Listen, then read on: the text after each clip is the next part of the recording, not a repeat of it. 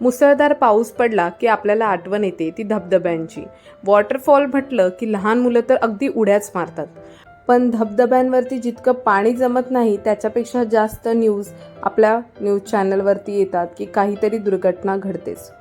मग अशावेळी लहान मुलांना धबधब्यांवर नेणं तर सोडाच, पण आपणही स्वतः जायला घाबरतो. पण आता काळजी नको.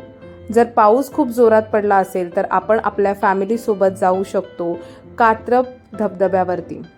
इथे जे पाणी साचतं त्याच्यासाठी भरपूर पाऊस पडणं खूप जास्त गरजेचं आहे. पण इथे फॅमिली, लहान मुलांना आपण अगदी सहजतेने घेऊन जाऊ शकतो. त्यामुळे हे ठिकाण फॅमिलीसाठी खूप छान आहे आणि खूप फॅमिलीज इथे फिरायला पण येतात.